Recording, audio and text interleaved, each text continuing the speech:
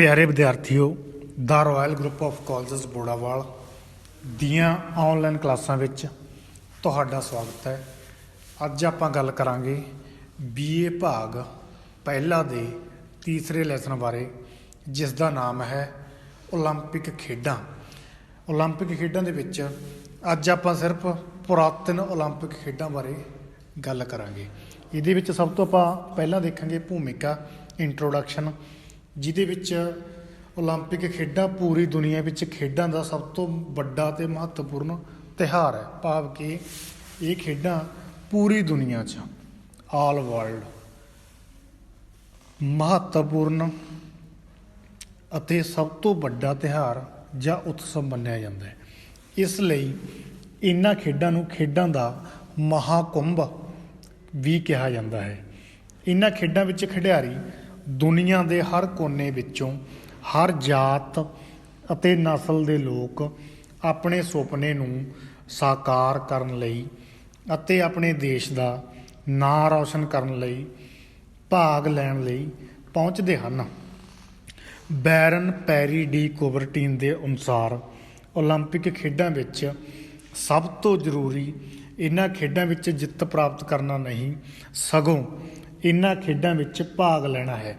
ਜਿਵੇਂ ਜੀਵਨ ਵਿੱਚ ਸਭ ਤੋਂ ਜ਼ਰੂਰੀ ਗੱਲ ਸਫਲਤਾ ਪ੍ਰਾਪਤ ਕਰਨਾ ਨਹੀਂ, ਸਗੋਂ ਸੰਘਰਸ਼ ਕਰਨਾ ਹੈ।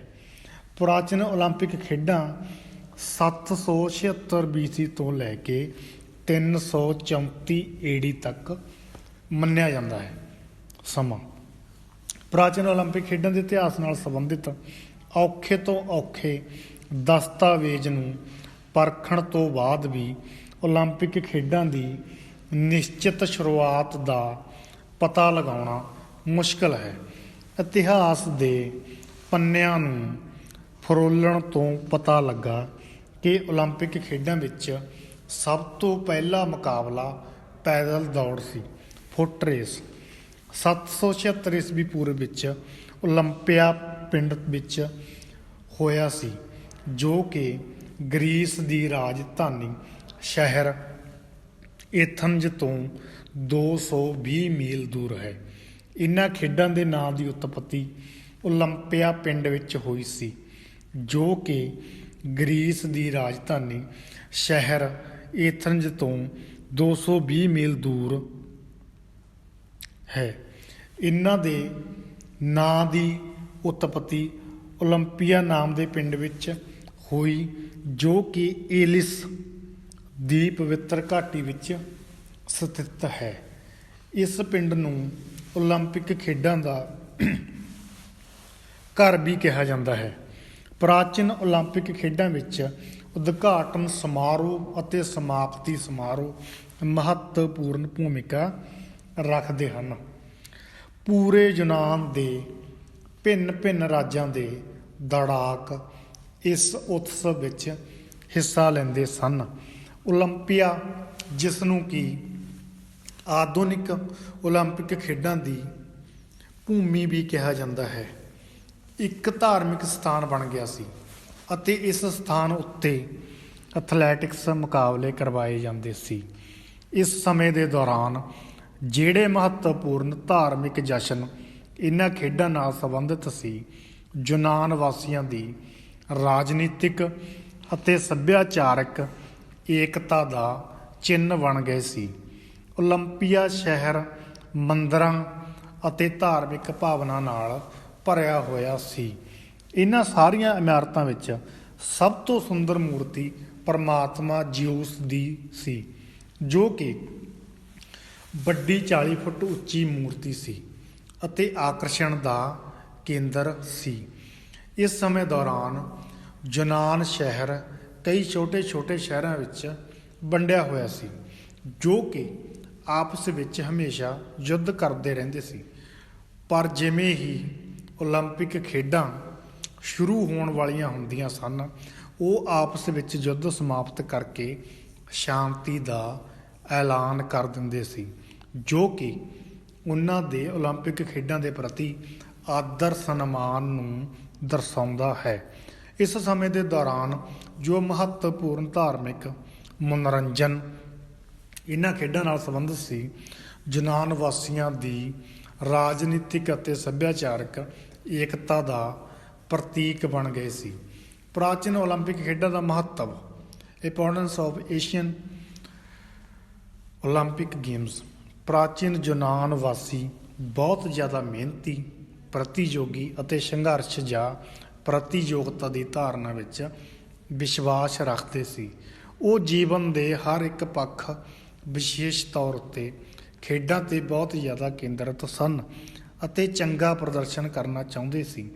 ਉਹਨਾਂ ਦੇ ਲਈ ਓਲੰਪਿਕ ਖੇਡਾਂ ਵਿੱਚ ਜਿੱਤ ਹਾਸਲ ਕਰਨਾ ਬਹੁਤ ਹੀ ਮਾਣ, ਸਨਮਾਨ ਅਤੇ ਗੌਰਵ ਦਾ ਵਿਸ਼ਾ ਸੀ, ਤਾਂ ਕਿ ਉਹਨਾਂ ਦੇ ਪਰਿਵਾਰ, ਸਮਾਜ ਅਤੇ ਦੇਸ਼ ਦਾ ਨਾਂ ਰੌਸ਼ਨ ਹੋ ਸਕੇ। ਪ੍ਰਾਚੀਨ ਓਲੰਪਿਕ ਖੇਡਾਂ ਵਿੱਚ ਪੁਰਸਕਾਰ ਦੇ ਤੌਰ 'ਤੇ ਦਿੱਤਾ ਜਾਣ ਵਾਲਾ ਸਨਮਾਨ ਜੈਤੂਨ ਦਾ ਹਾਰ ਇਸ ਗੱਲ ਨੂੰ ਦਰਸਾਉਂਦਾ ਹੈ ਕਿ ਖਿਡਾਰੀ ਖੇਡਾਂ ਵਿੱਚ ਕੇਵਲ ਸਨਮਾਨ ਪਾਉਣ ਲਈ ਹੀ ਭਾਗ ਨਹੀਂ ਲੈਂਦੇ, ਨਾ ਕਿ ਆਰਥਿਕ ਪੁਰਸਕਾਰ ਪਾਉਣ ਦੇ ਲਈ। ਭਾਵ ਕਿ ਜਿਹੜੇ ਖਿਡਾਰੀ ਓਲੰਪਿਕ ਖੇਡਾਂ ਵਿੱਚ ਉਸ ਸਮੇਂ ਭਾਗ ਲੈਂਦੇ ਸੀ, ਉਹ ਸਿਰਫ ਸਨਮਾਨ ਲਈ ਹੀ ਹਿੱਸਾ ਲੈਂਦੇ ਸੀ, ਆਰਥਿਕਤਾ ਲਈ ਨਹੀਂ। ਭਾਵ ਕਿ ਨਕਦੀ ਇਨਾਮ ਕੋਈ ਨਹੀਂ ਸੀ। ਧਾਰਮਿਕ ਪੱਖ, ਪੁਰਾਣੇ ਯੂਨਾਨ ਵਿੱਚ ਖੇਡਾਂ ਦਾ ਸੰਬੰਧ ਪਰਮਾਤਮਾ ਅਤੇ ਨਾਇਕਾਂ ਦੀਆਂ ਪੂਜਾਵਾਂ ਦੇ ਨਾਲ ਸੀ। ਖੇਡਾਂ ਰੀਤੀ ਰਿਵਾਜਾਂ ਦੇ ਰੂਪ ਵਿੱਚ ਮ੍ਰਿਤਕ ਨਾਇਕ ਦੇ ਸਨਮਾਨ ਵਿੱਚ ਕਰਵਾਈਆਂ ਜਾਂਦੀਆਂ ਸਨ। ਓਲੰਪਿਕ ਖੇਡਾਂ ਪਰਮਾਤਮਾ ਜਿਉਸ ਦੀ ਪੂਜਾ ਕਰਨ ਲਈ ਸ਼ੁਰੂ ਕੀਤੀਆਂ ਗਈਆਂ ਸਨ, ਪਰ ਹੌਲੀ ਹੌਲੀ ਇਹ ਖੇਡਾਂ ਆਪਣਾ ਧਾਰਮਿਕ ਚਰਿੱਤਰ ਵੀ ਗਵਾਉਣ ਲੱਗ ਪਈਆਂ ਸਨ। ਓਲੰਪਿਕ ਖੇਡਾਂ ਅਤੇ ਯੂਨਾਨੀ calendar. Olympic games and Greek calendar. ਯੂਨਾਨੀ ਕੈਲੰਡਰ ਓਲੰਪੀਆਡ ਤੋਂ ਭਾਵ ਓਲੰਪਿਕ ਖੇਡਾਂ ਦੇ ਵਿਚਲੇ 4 ਸਾਲਾਂ ਦੇ ਸਮੇਂ ਤੋਂ ਹੈ, ਜਦੋਂ ਯੂਨਾਨੀ ਇਤਿਹਾਸਕਾਰ ਤਾਰੀਖਾਂ ਦਾ ਹਵਾਲਾ ਦਿੰਦੇ ਸੀ ਤਾਂ ਉਹ ਜ਼ਿਆਦਾਤਰ ਓਲੰਪੀਆਡ ਪਹਿਲਾ, ਦੂਸਰਾ, ਤੀਸਰਾ ਅਤੇ ਚੌਥਾ ਸਾਲ ਦਾ ਹੀ ਹਵਾਲਾ ਦਿੰਦੇ ਸੀ। ਸਟੇਟ ਦੌੜ ਵਿੱਚ ਜਿੱਤਣ ਵਾਲੇ ਖਿਡਾਰੀ ਦੇ ਨਾਂ 'ਤੇ ਓਲੰਪੀਆਡ ਦਾ ਨਾਂ ਰੱਖ ਦਿੱਤਾ ਜਾਂਦਾ ਸੀ। ਭਾਵ ਕਿ ਕੈਲੰਡਰ ਜਿਹੜਾ ਖਿਡਾਰੀ ਜਿੱਤਦਾ ਸੀ ਉਹਦੇ ਨਾਮ 'ਤੇ ਹੁੰਦਾ ਸੀ।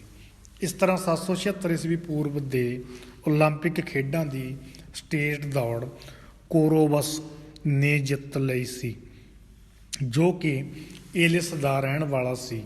ਇਸ ਲਈ ਪਹਿਲੇ ਓਲੰਪੀਆਡ ਨੂੰ ਏਲਿਸ ਦੇ ਕੋਰੋਵਸ ਦੇ ਨਾਂ ਨਾਲ ਜਾਣਿਆ ਜਾਂਦਾ ਸੀ। ਅੱਗੇ ਪਵਿੱਤਰ ਵਿਰਾਮ। ਯੂਨਾਨ ਇਹਨਾਂ ਦਿਨਾਂ ਵਿੱਚ ਛੋਟੇ ਛੋਟੇ ਰਾਜਾਂ ਵਿੱਚ ਵੰਡਿਆ ਹੋਇਆ ਸੀ। ਇਹ ਰਾਜ ਆਪਸ ਵਿੱਚ ਲੜਦੇ ਝਗੜਦੇ ਰਹਿੰਦੇ ਸੀ, ਪਰ ਜਦੋਂ ਓਲੰਪਿਕ ਖੇਡਾਂ ਦਾ ਸੁਨੇਹਾ ਦੇਣ ਵਾਲਾ, ਜਿਸ ਨੂੰ ਸਪੋਨੋਡਰੋ ਫਰਾਈ ਕਿਹਾ ਜਾਂਦਾ ਸੀ। ਸਪੋਨੋਡਰੋ ਫਰਾਈ ਕੌਣ ਸੀ? ਜਿਹੜਾ ਓਲੰਪਿਕ ਖੇਡਾਂ ਦਾ ਸੁਨੇਹਾ ਦਿੰਦਾ ਸੀ ਹਰੇਕ ਰਾਜ ਵਿੱਚ। ਜਦੋਂ ਓਲੰਪਿਕ ਖੇਡਾਂ ਦੀ ਤਾਰੀਖ ਦੀ ਘੋਸ਼ਣਾ ਕਰਦਾ ਸੀ ਤਾਂ ਪਵਿੱਤਰ ਵਿਰਾਮ ਲੱਗ ਜਾਂਦਾ ਸੀ। ਇਸ ਪਵਿੱਤਰ ਵਿਰਾਮ ਦੌਰਾਨ ਕੋਈ ਵੀ ਯੁੱਧ ਨਹੀਂ ਲੜਿਆ ਜਾਂਦਾ ਸੀ। ਇਹ ਪਵਿੱਤਰ ਵਿਰਾਮ 1 ਮਹੀਨੇ ਦੇ ਲਈ ਲਗਾਇਆ ਜਾਂਦਾ ਸੀ। ਬਾਅਦ ਵਿੱਚ ਇਸ ਨੂੰ 3 ਮਹੀਨੇ ਦਾ ਕਰ ਦਿੱਤਾ ਜਾਂਦਾ ਸੀ। ਇਹ ਖਿਡਾਰੀਆਂ ਦੀ ਸੁਰੱਖਿਆ ਲਈ ਕੀਤਾ ਜਾਂਦਾ ਸੀ, ਤਾਂ ਕਿ ਉਹ ਆਸਾਨੀ ਦੇ ਨਾਲ ਇੱਕ ਜਗ੍ਹਾ ਤੋਂ ਦੂਸਰੀ ਜਗ੍ਹਾ ਆ ਜਾ ਸਕਣ ਅਤੇ ਖੇਡਾਂ ਦੀ ਤਿਆਰੀ ਕਰ ਸਕਣ। ਇਹ ਘੋਸ਼ਣਾ ਓਲੰਪਿਕ ਖੇਡਾਂ ਦੇ ਸਨਮਾਨ ਵਿੱਚ ਕੀਤੀ ਜਾਂਦੀ ਸੀ, ਤਾਂ ਕਿ ਓਲੰਪੀਆ ਵਿੱਚ ਆਉਣ ਤੇ ਜਾਣ ਵਾਲੇ ਖਿਡਾਰੀਆਂ ਨੂੰ ਕੋਈ ਪਰੇਸ਼ਾਨੀ ਦਾ ਸਾਹਮਣਾ ਨਾ ਕਰਨਾ ਪਵੇ। ਫੌਜ ਅਤੇ ਹਥਿਆਰਾਂ ਦੇ ਨਾਲ ਲੈਸ ਵਿਅਕਤੀ ਨੂੰ ਓਲੰਪੀਆ ਸ਼ਹਿਰ ਦੇ ਅੰਦਰ ਆਉਣ ਜਾਣ ਦੀ ਆਗਿਆ ਨਹੀਂ ਦਿੱਤੀ ਜਾਂਦੀ ਸੀ, ਅਤੇ ਨਾ ਹੀ ਉਸ ਸਮੇਂ ਦੇ ਦੌਰਾਨ ਕਿਸੇ ਵਿਅਕਤੀ ਨੂੰ ਮੌਤ ਦੀ ਸਜ਼ਾ ਸੁਣਾਈ ਜਾਂਦੀ ਸੀ, ਅਤੇ ਨਾ ਹੀ ਫਾਂਸੀ ਦਿੱਤੀ ਜਾਂਦੀ ਸੀ। ਇਤਿਹਾਸਿਕ ਓਲੰਪੀਆ ਸ਼ਹਿਰ ਏਲਿਸ ਪ੍ਰਾਂਤ ਦੇ 10 ਕਿਲੋਮੀਟਰ ਅੰਦਰ ਉੱਤਰ ਦੱਖਣ ਪਿਲੋਪੋਨੇਸ ਵਿੱਚ ਸਥਿਤ ਹੈ। ਇਹ ਸ਼ਹਿਰ ਐਲਫੀਲੋਸ ਤੇ ਕਲੇਡੀਊਸ ਨਦੀ ਦੇ ਸੰਗਮ ਉੱਤੇ ਸਥਿਤ ਹੈ। ਜਿਹੜੇ ਬੱਚੇ ਨਹੀਂ ਜਾਣਦੇ, ਸੰਗਮ ਹੁੰਦਾ ਦੋ ਨਦੀਆਂ ਦਾ ਮਿਲਾਪ, ਜਿੱਥੇ ਦੋ ਨਦੀਆਂ ਇਕੱਠੀਆਂ ਹੁੰਦੀਆਂ ਨੇ। ਯੂਨਾਨੀ ਲੋਕ ਪਰਮਾਤਮਾ ਜਿਊਸ, ਨੋਨਸ, ਰਿਆ ਅਤੇ ਗਾਇਆ ਦੀ ਓਲੰਪੀਆ ਸ਼ਹਿਰ ਵਿੱਚ ਪੂਜਾ ਕਰਦੇ ਸੀ। ਇਹ ਪਵਿੱਤਰ ਸੰਤ ਦੇਵਤੇ ਨੇ ਜਿਨ੍ਹਾਂ ਦੀ ਉਹ ਪੂਜਾ ਕਰਦੇ ਸੀ। ਇਹਨਾਂ ਦੇ ਨਾਮ ਯਾਦ ਰੱਖਣੇ: ਜਿਊਸ, ਨੋਨਸ, ਰਿਆ ਅਤੇ ਗਾਇਆ। 6ਵੀਂ ਸਦੀ ਵਿੱਚ ਇੱਥੇ ਪਰਮਾਤਮਾ ਹੇਰਾ ਦੇ ਮੰਦਰ ਦਾ ਨਿਰਮਾਣ ਹੋਇਆ। 5ਵੀਂ ਸਦੀ ਵਿੱਚ ਸਭ ਤੋਂ ਮਹੱਤਵਪੂਰਨ ਇਮਾਰਤ ਜਿਊਸ ਦੇ ਮੰਦਰ ਦਾ ਨਿਰਮਾਣ ਕਰਵਾਇਆ ਗਿਆ ਸੀ। ਓਲੰਪੀਆਡ 5ਵੀਂ ਸਦੀ ਈਸਵੀ ਪੂਰਵ ਵਿੱਚ ਓਲੰਪਿਕ ਖੇਡਾਂ 4 ਸਾਲਾਂ ਉਪਰੰਤ ਕਰਵਾਈਆਂ ਜਾਂਦੀਆਂ ਸੀ, ਜੋ ਕਿ 5 ਦਿਨ ਚੱਲਦੀਆਂ ਸੀ। ਇਹਨਾਂ ਖੇਡਾਂ ਨੂੰ ਸਾਲ ਦੇ ਸਭ ਤੋਂ ਗਰਮ ਮਹੀਨੇ ਵਿੱਚ ਕਰਵਾਇਆ ਜਾਂਦਾ ਸੀ। ਓਲੰਪਿਕ ਖੇਡਾਂ ਦੇ 5 ਦਿਨ ਹੀ ਪਰਮਾਤਮਾ ਜਿਊਸ ਅਤੇ ਬਾਕੀ ਦੇਵਤਾਵਾਂ ਦੀ ਪੂਜਾ ਕੀਤੀ ਜਾਂਦੀ ਸੀ ਅਤੇ ਬਹੁਤ ਸਾਰੇ ਖੇਡ ਮੁਕਾਬਲੇ ਕਰਵਾਏ ਜਾਂਦੇ ਸੀ। ਇਸ ਉਤਸਵ ਦਾ ਅੰਤ ਧਾਰਮਿਕ ਤਿਉਹਾਰ ਦੇ ਰੀਤੀ ਰਿਵਾਜਾਂ ਦੇ ਨਾਲ ਕੀਤਾ ਜਾਂਦਾ ਸੀ। ਪ੍ਰਾਚੀਨ ਓਲੰਪਿਕ ਖੇਡਾਂ ਦਾ ਸੰਗਠਨ ਅਤੇ ਪ੍ਰਬੰਧਨ। ਪ੍ਰਾਚੀਨ ਓਲੰਪਿਕ ਖੇਡਾਂ ਵਿੱਚ ਬਹੁਤ ਭਿੰਨਤਾ ਸੀ। ਸ਼ੁਰੂ ਵਿੱਚ ਇਹਨਾਂ ਖੇਡਾਂ ਵਿੱਚ ਕੇਵਲ ਪੈਦਲ ਦੌੜ ਦਾ ਹੀ ਆਯੋਜਨ ਕੀਤਾ ਗਿਆ ਸੀ, ਪਰ ਬਾਅਦ ਵਿੱਚ ਬਹੁਤ ਸਾਰੀਆਂ ਖੇਡਾਂ ਜਿਵੇਂ ਮੁੱਕੇਬਾਜ਼ੀ, ਡਿਸਕਸ ਥਰੋ, ਘੋੜਸਵਾਰੀ, ਭਾਲਾ ਸੁੱਟਣਾ, ਜੰਪਿੰਗ, 5 ਖੇਡਾਂ ਦਾ ਸਾਂਝਾ ਮੁਕਾਬਲਾ, ਊਠ ਦੌੜ, ਕੁਸ਼ਤੀ ਅਤੇ ਰੱਥ ਦੌੜ ਆਦਿ ਸ਼ਾਮਲ ਕੀਤੀਆਂ ਗਈਆਂ। ਇਹ ਵਿਸ਼ਵਾਸ ਕੀਤਾ ਜਾਂਦਾ ਹੈ ਕਿ 5 ਦਿਨਾਂ ਦੀਆਂ ਓਲੰਪਿਕ ਖੇਡਾਂ ਵਿੱਚ ਪਹਿਲੇ ਅਤੇ 5ਵੇਂ ਦਿਨ ਧਾਰਮਿਕ ਰਸਮਾਂ ਕੀਤੀਆਂ ਜਾਂਦੀਆਂ ਸਨ। ਬਾਕੀ 3 ਦਿਨਾਂ ਵਿੱਚ ਪ੍ਰਤੀਯੋਗਤਾਵਾਂ ਕਰਵਾਈਆਂ ਜਾਂਦੀਆਂ ਸਨ। ਇਸ ਤੋਂ ਬਾਅਦ ਆਪਾਂ ਦੇਖਦੇ ਹਾਂ ਸਮਾਰੋਹ ਕਿਹੜੇ ਸੀ। ਪਹਿਲਾ ਦਿਨ, ਫਸਟ ਡੇ। ਪਹਿਲੇ ਦਿਨ ਧਾਰਮਿਕ ਤਿਉਹਾਰ ਆਯੋਜਿਤ ਕੀਤੇ ਜਾਂਦੇ ਸੀ ਜੋ ਕਿ ਪਰਮਾਤਮਾ ਜਿਊਸ ਨੂੰ ਸਮਰਪਿਤ ਹੁੰਦੇ ਸਨ। ਇਸ ਤੋਂ ਬਾਅਦ ਖਿਡਾਰੀ ਸਹੁੰ ਚੁੱਕਦੇ ਸੀ ਕਿ ਉਹ ਕਿਸੇ ਵੀ ਗਲਤ ਢੰਗ ਦਾ ਪ੍ਰਯੋਗ ਨਹੀਂ ਕਰਨਗੇ ਅਤੇ ਉਹ ਖੇਡਾਂ ਦੇ ਸਾਰੇ ਨਿਯਮ ਨੂੰ ਪਰਖ ਲਿਆ ਹੈ। ਇਸ ਲਈ ਇਸ ਦਿਨ ਪਰਮਾਤਮਾ ਜਿਊਸ ਨੂੰ ਭੇਟ ਵੀ ਚੜਾਈ ਜਾਂਦੀ ਸੀ। ਦੂਜਾ ਦਿਨ, ਸੈਕੰਡ ਡੇ। ਦੂਜੇ ਦਿਨ ਮਾਰਚ ਪਾਸਟ ਤੋਂ ਬਾਅਦ ਰੱਥ ਦੌੜ ਆਯੋਜਿਤ ਕੀਤੀ ਜਾਂਦੀ ਸੀ। ਇਸ ਤੋਂ ਬਾਅਦ ਘੋੜਿਆਂ ਦੀ ਦੌੜ ਅਤੇ 5 ਖੇਡਾਂ ਦੇ ਸਾਂਝੇ ਮੁਕਾਬਲੇ ਕਰਵਾਏ ਜਾਂਦੇ ਸੀ। ਤੀਸਰਾ ਦਿਨ, ਥਰਡ ਡੇ। ਤੀਸਰੇ ਦਿਨ ਸਵੇਰ ਦਾ ਸਮਾਂ ਧਾਰਮਿਕ ਉਤਸਵਾਂ ਨੂੰ ਸਮਰਪਿਤ ਹੁੰਦਾ ਸੀ।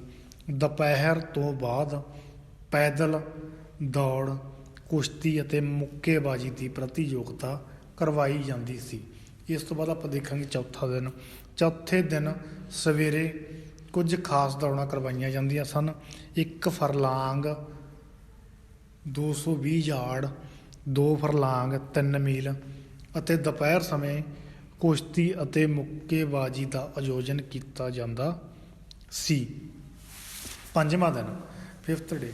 5ਵੇਂ ਦਿਨ ਜੇਤੂਆਂ ਨੂੰ ਤਾਜ ਪਹਿਨਾਏ ਜਾਂਦੇ ਸੀ ਅਤੇ ਧਾਰਮਿਕ ਸਮਾਰੋਹ ਕਰਵਾਏ ਜਾਂਦੇ ਸੀ। ਇਨਾਮ ਵੰਡ ਸਮਾਰੋਹ। 776 BC ਦੀਆਂ ਪਹਿਲੀਆਂ ਪ੍ਰਾਚੀਨ ਖੇਡਾਂ ਦਾ ਪਹਿਲਾ ਜੇਤੂ ਖਿਡਾਰੀ ਕੋਰੋਵਸ ਸੀ, ਜੋ ਕਿ ਏਲਿਸ ਯੂਨਾਨ ਦਾ ਰਹਿਣ ਵਾਲਾ ਸੀ। ਪੇਸ਼ੇ ਵਜੋਂ ਉਹ ਇੱਕ ਰਸੋਈਆ ਸੀ ਜਿਸ ਨੇ ਫਰਾਟਾ ਦੌੜ ਵਿੱਚ ਜਿੱਤ ਹਾਸਲ ਕੀਤੀ। ਪ੍ਰਾਚੀਨ ਓਲੰਪਿਕ ਖੇਡਾਂ ਵਿੱਚੋਂ ਰੇਸ ਖਤਮ ਹੋਣ ਉਪਰੰਤ ਹੀ ਖਿਡਾਰੀਆਂ ਨੂੰ ਇਨਾਮ ਦਿੱਤੇ ਜਾਂਦੇ ਸੀ। ਇਨਾਮ ਵੰਡ ਸਮਾਰੋਹ ਵਿੱਚ ਜਦੋਂ ਜੇਤੂ ਦਾ ਨਾਮ ਘੋਸ਼ਿਤ ਕਰ ਦਿੱਤਾ ਜਾਂਦਾ ਸੀ ਤਾਂ ਯੂਨਾਨ ਦੇ ਜੱਜ ਦੁਆਰਾ ਤਾੜ ਦੇ ਪੱਤੇ, ਪਾਲਮ ਬ੍ਰਾਂਚ ਇਨਾਮ ਵਜੋਂ ਦਿੱਤੇ ਜਾਂਦੇ ਸੀ। ਇਸ ਉਪਰੰਤ ਦਰਸ਼ਕਾਂ ਵੱਲੋਂ ਤਾੜੀਆਂ ਵਜਾ ਕੇ ਜੇਤੂ ਖਿਡਾਰੀਆਂ ਉੱਪਰ ਫੁੱਲਾਂ ਦੀਆਂ ਪੱਤੀਆਂ ਸੁੱਟੀਆਂ ਜਾਂਦੀਆਂ ਸਨ। ਜੇਤੂ ਖਿਡਾਰੀ ਦੇ ਸਿਰ ਅਤੇ ਹੱਥਾਂ ਉੱਪਰ ਲਾਲ ਰੰਗ ਦਾ ਰਿਬਨ ਵੀ ਬੰਨ੍ਹਿਆ ਜਾਂਦਾ ਸੀ ਜੋ ਕਿ ਜਿੱਤ ਦਾ ਪ੍ਰਤੀਕ ਹੁੰਦਾ ਸੀ। ਅਧਿਕਾਰਿਕ ਤੌਰ 'ਤੇ ਇਨਾਮ ਵੰਡ ਸਮਾਰੋਹ ਪ੍ਰਾਚੀਨ ਓਲੰਪਿਕ ਖੇਡਾਂ ਦੇ ਆਖਰੀ ਦਿਨ ਹੁੰਦੇ ਸੀ। ਇਹ ਸਮਾਰੋਹ ਭਗਵਾਨ ਜੀਸਸ ਦੇ ਮੰਦਰ ਦੇ ਸਾਹਮਣੇ ਥੜੇ ਉੱਪਰ ਕਰਵਾਇਆ ਜਾਂਦਾ ਸੀ। ਉੱਚੀ ਆਵਾਜ਼ ਦੇ ਵਿੱਚ ਹੈਰਾਲਡ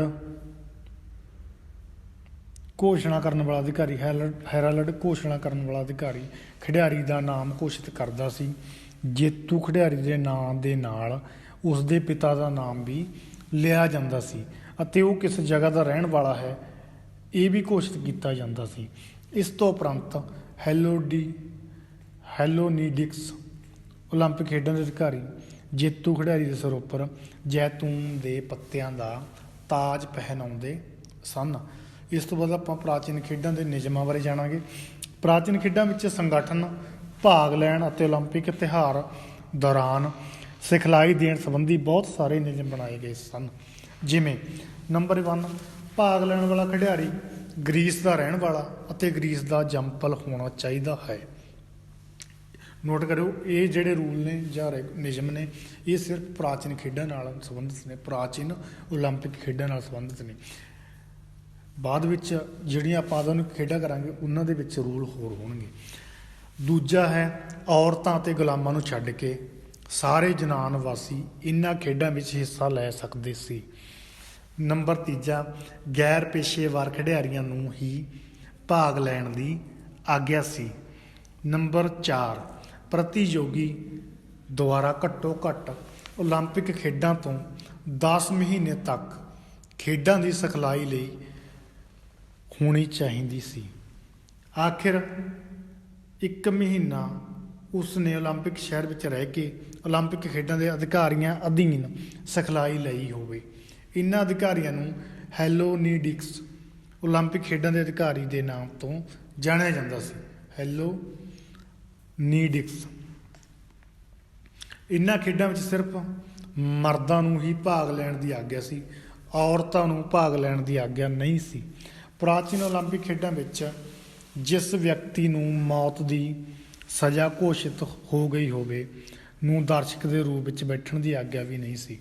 ਕੇਵਲ ਦੇਵੀ ਡਿਮੀਟਰ ਦੇ ਮੰਦਰ ਦੀ ਪੁਜਾਰ ਨੂੰ ਓਲੰਪਿਕ ਖੇਡਾਂ ਵਿੱਚ ਜਾਣ ਦੀ ਆਗਿਆ ਸੀ। ਇਸ ਦੇ ਇਲਾਵਾ ਔਰਤਾਂ ਨੂੰ ਖੇਡਾਂ ਦੇਖਣ ਦੀ ਆਗਿਆ ਨਹੀਂ ਸੀ। ਪ੍ਰਾਚੀਨ ਓਲੰਪਿਕ ਖੇਡਾਂ ਦਾ ਪਤਨ। ਪ੍ਰਾਚੀਨ ਓਲੰਪਿਕ ਖੇਡਾਂ 400 ਈਸਵੀ ਪੂਰਵ ਵਿੱਚ ਆਪਣੇ ਪੂਰੇ ਸਿਖਰ ਉੱਤੇ ਪਹੁੰਚ ਗਈਆਂ ਸੀ ਅਤੇ ਇਸ ਦੇ ਬਾਅਦ ਉਹਨਾਂ ਦਾ ਪਤਨ ਹੋਣਾ ਸ਼ੁਰੂ ਹੋ ਗਿਆ ਸੀ। ਸੰਨ 66 ਈਸਵੀ ਪੂਰਵ ਵਿੱਚ ਮੈਰੋ ਸਮਰਾਟ ਦੇ ਸ਼ਾਸਨ ਵਿੱਚ ਇਹਨਾਂ ਖੇਡਾਂ ਦੀ ਬਹੁਤ ਬੁਰੀ ਦਸ਼ਾ ਹੋ ਗਈ ਸੀ। ਇਹਨਾਂ ਖੇਡਾਂ ਦੀ ਇਸ ਵਜ੍ਹਾ ਪਿੱਛੇ ਬਿਨਾਂ ਕਿਸੇ ਸੁਧਾਰ ਦੇ ਚੱਲਦੀਆਂ ਰਹੀਆਂ ਅਤੇ 394 ਈਸਵੀ ਪੂਰਵ ਦੇ ਅੰਤ ਵਿੱਚ ਈਸਾਈ ਰੋਮਨ ਸਮਰਾਟ ਥਿਊਡੋਸੀਅਸ ਨੇ ਇਹਨਾਂ ਨੂੰ ਬੰਦ ਕਰ ਦਿੱਤਾ। ਇਸ ਤੋਂ ਬਾਅਦ ਰੋਮਨ ਸ਼ਾਸਕ ਨੇ ਯੂਨਾਨ ਦੇ ਮੰਦਰਾਂ, ਓਲੰਪਿਕ ਖੇਡਾਂ ਨਾਲ ਜੁੜੀਆਂ ਇਮਾਰਤਾਂ ਅਤੇ ਯੂਨਾਨ ਸੱਭਿਅਤਾ ਨੂੰ ਨਸ਼ਟ ਕਰ ਦਿੱਤਾ। ਪ੍ਰਾਚੀਨ ਓਲੰਪਿਕ ਖੇਡਾਂ 1200 ਸਾਲ ਤੱਕ ਚੱਲਦੀਆਂ ਰਹੀਆਂ ਅਤੇ ਇਸ ਸਮੇਂ ਵਿੱਚ ਇਹ ਖੇਡਾਂ 293 ਵਾਰ ਕਰਵਾਈਆਂ ਗਈਆਂ। 293 ਵਾਰ ਕਰਵਾਈਆਂ ਗਈਆਂ। ਪ੍ਰਾਚੀਨ ਓਲੰਪਿਕ ਖੇਡਾਂ ਸਾਡੇ ਲਈ ਜਾਣਨੀਆਂ, ਪੜ੍ਹਨੀਆਂ, ਸਮਝਣੀਆਂ ਬਹੁਤ ਜ਼ਰੂਰੀ ਹਨ। ਤਾਂ ਹੀ ਆਪਾਂ ਆਧੁਨਿਕ ਓਲੰਪਿਕ ਖੇਡਾਂ ਬਾਰੇ ਜਾਣ ਸਕਾਂਗੇ। ਅਤੇ ਇਹਨਾਂ ਖੇਡਾਂ ਦਾ ਇਤਿਹਾਸ ਕੋਈ ਛੋਟਾ ਨਹੀਂ ਹੈ, ਬਹੁਤ ਵਿਆਪਕ ਹੈ, ਬਹੁਤ ਵੱਡਾ ਹੈ। ਅਤੇ ਇਸ ਦੀ ਧਾਰਮਿਕ ਪਵਿੱਤਰਤਾ, ਇਸ ਦੀ ਸ਼ੁਰੂਆਤ, ਇਸ ਦਾ ਅੰਤ, ਇਹ ਗੱਲਾਂ ਬਾਰੇ ਆਪਾਂ ਜਾਣਿਆ। ਇਸ ਨੂੰ PDF ਰਾਹੀਂ ਵੀ ਪੜ੍ਹ ਲਿਓ ਅਤੇ ਧਿਆਨ ਨਾਲ ਸੁਣ ਵੀ ਲਿਓ। ਪਿਆਰੇ ਬੱਚਿਓ, ਜੇ ਕਿਤੇ ਵੀ ਕੋਈ ਗੱਲ ਨਹੀਂ ਸਮਝ ਆਉਂਦੀ ਤਾਂ ਤੁਸੀਂ ਕਾਲਜ ਆ ਕੇ ਸੰਪਰਕ ਕਰ ਸਕਦੇ ਹੋ ਜਾਂ ਫਿਰ ਕਾਲਜ ਦੀ ID ਉੱਪਰ ਆਪਣੇ ਵਿਚਾਰ ਰੱਖ ਸਕਦੇ ਹੋ। ਅਤੇ ਇਸ ਤੋਂ ਬਿਨਾਂ ਤੁਸੀਂ YouTube ਉੱਪਰ ਕਮੈਂਟ ਕਰਕੇ ਵੀ ਦੱਸ ਸਕਦੇ ਹੋ। ਤੁਹਾਡਾ ਸਮਾਂ ਸ਼ੁਭ ਰਹੇ। ਪਰਮਾਤਮਾ ਚੜ੍ਹਦੀ ਕਲਾ ਰੱਖੇ ਤੁਹਾਨੂੰ।